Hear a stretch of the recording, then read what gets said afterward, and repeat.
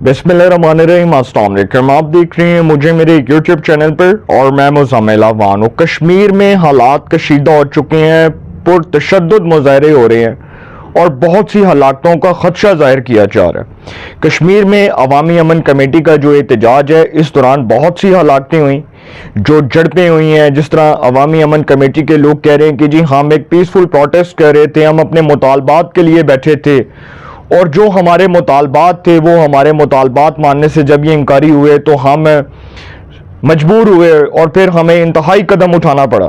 अब इस पर भारतीय मीडिया प्रोपेगेंडा कर रहा है और जो भारतीय मीडिया इसको एक सियासी रंग दे रहा है। कश्मीर के मामले को इसके ऊपर भी बात करूंगा।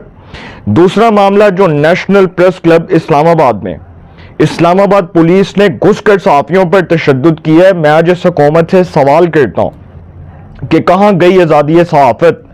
जो आप आज़ादी सहाफत के चैंपियन बनते हैं, कहाँ गई आज़ादी सहाफत? क्या पुलिस को ये राइट किसी ने दिया है कि वो सहाफियों पर ब्रुटल किस्म का तशद्दुद करे, उनको मारे, उनको जो है वो डंडों से मारे, उनको मुक्कों से मारे, उनको घसीटे?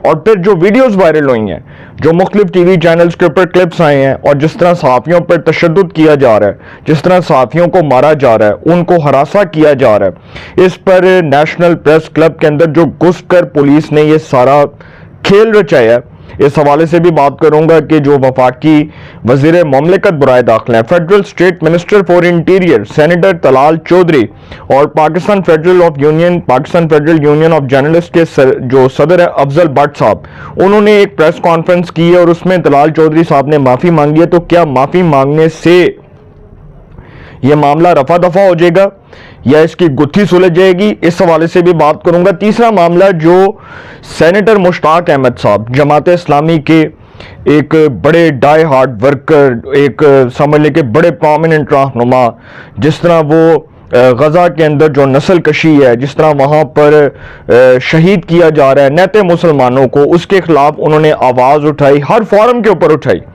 और आप देख लें कि जो सेनेटर मुश्ताक अहमद साहब हैं, उनका कॉन्डक्ट कितना नीट एंड क्लीन है कि वो आज से नहीं, बहुत साल पहले से वो ये बात कर रहे हैं कि पूरी उम्मत मुसलमान को यकजा होने की जरूरत है, पूरे आलम इस्लाम को यकजा होने की जरूरत है और सब एक प्लेटफॉर्म पर इकट्ठे हों। और उसके बाद जो इसराइल की गजा में जो नस्ल कशी है, जिस तरह नेते मुसलमानों को शहीद किया जा रहा है, नेते मासूम शहरियों को टारगेट किया जा रहा है, इसके खिलाफ अक़वाम मुत्तहिदा में एक आवाज़ उठाई जाए, एक चार्टर पेश किया जाए, एक समझ लें कि इसराइल की जो जारियत है उसके खिलाफ तमाम मुस्लिम ममालिक को एक प्लेटफॉर्म पर इकट्ठा होना चाहिए। बहुत साल से वो ये बात कर रहे हैं, उनको गिरफ्तार कर लिया गया। अब इसराइली जो फौज है उसने उनको गिरफ्तार कर लिया और उनका जो लास्ट पैगाम है वो बड़ा अलार्मिंग था, जिसमें उन्होंने कहा कि मैं जिस मकसद के लिए आया था, जिस मकसद के हसूल के लिए मैं आया था, वो मकसद का हसूल पूरा हो चुका है और अगर मैं मारा गया, अगर हमें कत्ल कर दिया गया, अगर हमें शहीद कर दिया गया, तो मैं बता दूं मेरा मिशन पूरा हो चुका है। जिस मकसद के लिए मैं आया था वो पूरा हो चुका है। फिर उनकी अहलिया का वो जो बयान है जिसमें उन्होंने बताया कि लास्ट हमारा उनके साथ जो कॉन्टेक्ट है वो कब हुआ, किस वक्त हुआ, कब उनके साथ हमारा आखिरी राब्ता हुआ, इस हवाले से भी बात करूंगा। सबसे पहले जो कश्मीर के अंदर हुआ, ये सर एक बड़ा अफसोसनाक वाक़या है और जो कश्मीर में हुआ है, मेरा ख्याल है कि ये जो अवामी अमन कमेटी जिसने ये सारा खेल रचाया कश्मीर में, और सुना है कि कुछ जो कश्मीरी हैं उनको भारतीय समझ लें कि हमायत भी हासिल है। और इस हवाले से अब ये खबर है कि जी पाकिस्तान के ज़ेरे इंतज़ाम कश्मीर में पुरतशद्दुद मुज़ाहरे मुत्तहिद हलाकतें। कश्मीर में बताया जा रहा है कि जी पुरतशद्दुद मुज़ाहरे और तोड़ फोड़ में मुत्तहिद हलाकतें जिसका खदशा जाहिर किया जा रहा था उसमें इजाफा हो चुका है। हुकूमत ने मुज़ाहिरीन को दोबारा मुज़ाकरात की दावत दिया, वज़ीर आज़म ने इसका नोटिस लिया और वज़ीर आज़म के नोटिस लेने पर जो वफाकी वज़रा हैं, जिसमें पीपल्स पार्टी के भी कुछ लोग हैं, उसमें वफाकी वज़रा भी हैं, वो कश्मीर गए, वो एक कमेटी बनाई गई, राना सनाउल्लाह साहब, राजा परवेज़ अशरफ साहब, तारिक फजल चौधरी साहब, कमर जमान कायरा साहब, वज़ीर आज़म ने कमेटी वहाँ पर भेजी और जिसमें सरदार मोहम्मद यूसुफ भी थे, federal minister for religious affairs, वफाकी वज़ीर जो है मजहबी अमूर के। अब मीडिया रिपोर्ट्स के मुताबिक पुरतशद्दुद मुज़ाहरों में हलाक होने वालों की तादाद بڑھ کر جو ہے وہ بتایا جا رہا ہے کہ جی 15 سے 16 ہوئی، تاہم سرکاری حکام نے 3 پولیس اہلکاروں سمیت کم از کم 9 افراد کی ہلاکت کی تصدیق کی۔ پاکستان کے زیر انتظام کشمیر کی حکومت نے بتایا کہ جھڑپوں میں 172 پولیس اہلکاروں اور 50 شہری زخمی ہوئے۔ اب مقامی پولیس جو ہے اس نے بھی بہت سی شہادتوں کی تصدیق کر دی۔ اب سوشل میڈیا پر گردش کرنے والی ویڈیوز میں دیکھا جا سکتا ہے کہ مظاہرین اور پولیس جو ہیں وہ ایک دوسرے کے ساتھ گتھم گتھا ہوئے، ہاتھا پائی ہوئی، اور جو میڈیا رپورٹس ہیں اس کے مطابق اب دیکھ لیں جو ساری چیزیں سامنے آ رہی ہیں کہ جموں کشمیر عوامی ایکشن کمیٹی نے اپنے مطالبات میں حکمران طبقات کی مراعات اور مہاجرین مقیم پاکستان کی 12 اسمبلی نشستوں کا خاتمہ، علاج معالجے کی مفت سہولیات، یکساں و مفت تعلیم کی فراہمی، انٹرنیشنل ایئرپورٹ کا قیام شامل ہے۔ اب یہ جو مظاہرین ہیں ان کے مطالبات میں یہ چیزیں شامل ہیں۔ پھر جو مظاہرین ہیں انہوں نے چودھری انوار الحق جو وزیر اعظم ہیں آزاد کشمیر کے، انہوں نے ایک پریس کانفرنس، ایک نیوز کانفرنس میں جانی نقصان کی تصدیق کی، اور انہوں نے بتایا کہ مذاکرات دوبارہ شروع کرنے کے لیے تیار ہیں اور ان کی کابینہ کے اراکین مظاہرین سے بات چیت کے لیے مظفر آباد اور راولا کوٹ میں موجود ہیں، تاہم انہوں نے انتباہ کیا کہ عوام کو اکسا کر بدامنی پھیلانے سے خطہ مزید انتشار اور انارکی کا شکار ہوگا۔ اب یہ جو چیزیں ہیں نا، دیکھیں کشمیر کے اندر جو بہت زیادہ کشمیر کے اندر جو مظاہرے ہو رہے ہیں کئی دن سے، جو عوامی ایکشن کمیٹی کی جو مطالبات ہیں، جس طرح وہ مطالبات کے حصول کے لیے بیٹھے ہوئے ہیں، اور یہ بھی پتہ چلا کہ وزیر اعظم انوار الحق جو وزیر اعظم آزاد کشمیر کے، انہوں نے بتایا کہ 90% ان کے مطالبات ہم نے مان لیے تھے، 90% ان کے مطالبات پر کام ہو چکا تھا، 90% ان کے مطالبات جو ہیں اس کو تسلیم کر لیا گیا تھا۔ اب کشمیر کے اندر جو حالات ہیں وہ بڑے کشیدہ ہیں اور اللہ تعالی ہمیں اس برے وقت سے بچائے۔ بہرحال کشمیر کے جو حالات ہیں وہ ایک تشویشناک تصویر کا جو ہے وہ رخ پیش کر رہے ہیں۔ اب جو دوسری خبر ہے وہ بڑی امپورٹنٹ ہے، اور جو پولیس کا صحافیوں پر تشدد ہے، میرا خیال ہے کہ یہ ایک بہت ہی سمجھ لیں کہ بروٹل قسم کا تشدد ہوا صحافیوں کے اوپر جو اسلام آباد میں ہوا۔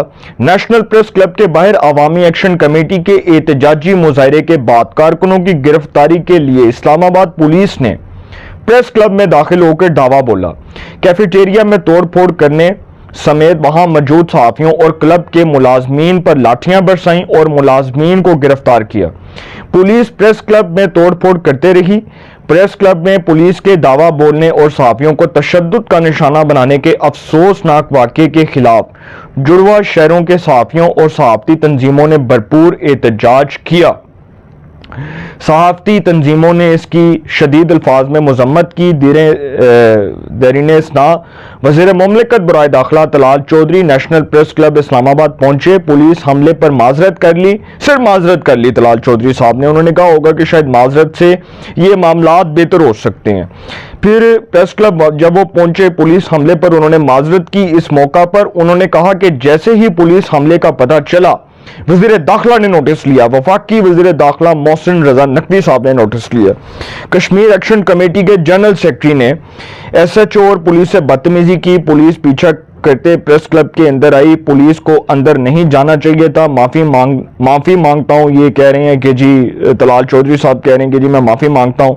وفاقی وزیر اطلاعات و نشریات عطاء اللہ طاہر نے کہا کہ پریس کلب میرے گھر کی طرح، واقعے کی مکمل تفتیش کی جائے گی۔ وزیر داخلہ محسن نقوی نے بھی اسلام آباد میں ناخوشگوار واقعے کا نوٹس لیا اور آئی جی اسلام آباد سے رپورٹ طلب کی۔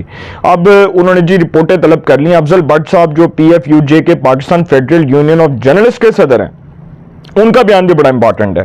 انہوں نے کہا کہ نیشنل پریس کلب پر حملہ آزادی صحافت پر حملہ ہے، پریس کلب کے عہدیداران پر تشدد کیا گیا، کوریج کے لیے موجود ویڈیو جرنلسٹ اور فوٹوگرافرز کو لٹا کر مارا گیا، کیمرے چھین کر زمین پر پٹک کر توڑ دیے گئے، صحافیوں کے موبائل فونز چھین کر توڑے گئے۔ آج جو کچھ ہوا ناقابل برداشت اور قابل مذمت ہے۔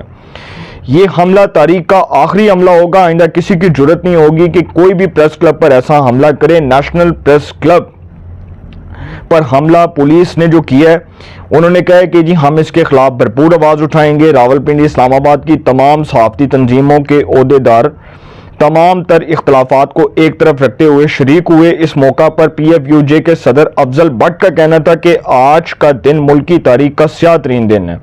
اب جو حکومت نے کیا ہے، دیکھیں یہ میں اس حوالے سے کچھ کہنا نہیں چاہتا، بہرحال لاہور پریس کلب کے صدر ارشد انصاری نے بتایا کہ جتنی تعداد میں آپ یہاں موجود ہیں اتنی تعداد میں لاہور میں بھی صحافی موجود ہیں۔ کراچی اور کوئٹہ سے بھی کالز موصول ہوئیں۔ نیشنل پریس کلب پر حملہ ملک بھر کے 40,000 صحافیوں کی چادر اور چار دیواری کے تقدس کی پامالی ہے۔ اب اس پر وفاقی وزیر اطلاعات و نشریات نے کہا کہ اسلام آباد پریس کلب پر حملے کی غیر جانبدار انکوائری کرانے کا مطالبہ کیا۔ پولیس کو روکنا ریاست کی ذمہ داری ہے، یہ اسٹیٹ کی اور اس گورنمنٹ کی ذمہ داری ہے۔ اگر کوئی ریاستی ریٹ کو اپنے ہاتھ میں لیتا ہے، اگر کوئی ریاست کی ثانوی حیثیت کو چیلنج کرتا ہے تو پھر اس کے اوپر کوئی خاموش نہیں رہے گا۔ دیکھیں پولیس عوام کے جان و مال کی محافظ ہے۔ پولیس کو اس لیے نہیں رکھا گیا کہ پولیس وردی پہنے اور وردی پہن کر پولیس صحافیوں پر، عام شہری پر بروٹل قسم کا تشدد کرے۔ یہ پولیس عوام کے ٹیکس کے پیسوں سے پلتی ہے، یہ پولیس عوام کے ٹیکس کے پیسوں پر تنخواہیں لیتی ہے۔ اس پولیس کی ذہنی نشو و نما کب ہوگی؟ یہ سوال ہے اس گورنمنٹ سے کہ عمران خان کے دور میں جب صحافتی برادری پر بروٹل قسم کے تشدد ہوتے تھے، جب صحافتی برادری کے اوپر اس قسم کے حربے آزمائے جاتے تھے، تو سب سے پہلے ہم لاہور پریس کلب کے باہر جو احتجاج کرتے تھے۔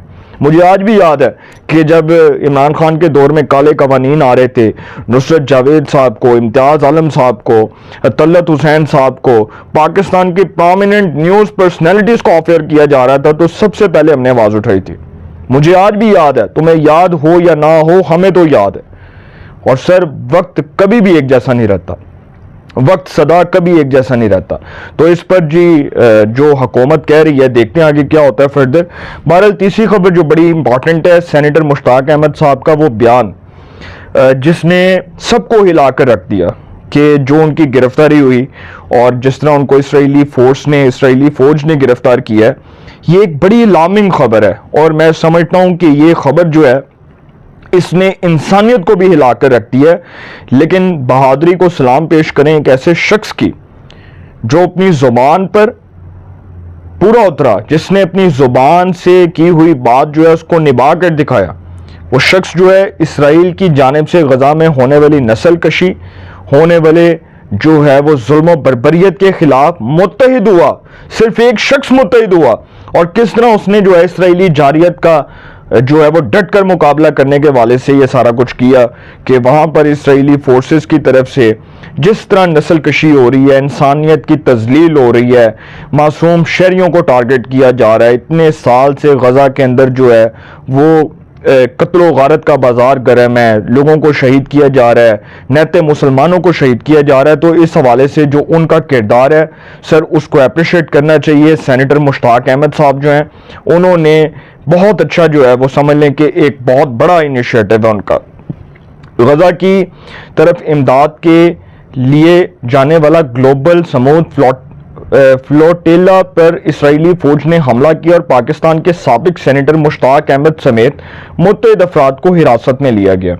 اب یہ پوسٹ میں یہ بھی بتایا گیا کہ جس طرح وہ فلوٹیلا والی سائٹ پر سینیٹر مشتاق احمد صاحب کو اسرائیلی فوج نے گرفتار کیا ہے، یہ وقت گھر سے نکل کر سینیٹر مشتاق احمد اور ان کے ساتھ 44 ممالک کے رضاکاروں کی رہائی کا مطالبہ ہے کہ جی ان کو رہا کیا جائے۔ نیشنل پریس کلب نے بھی کہا ہے، واضح رہے کہ گلوبل سمود فلوٹیلا 40 سے زائد کشتیوں پر مشتمل ہے اور قافلے میں 500 سے زائد مسافر جو ہیں وہ افراد جو ہیں وہ سوار ہیں۔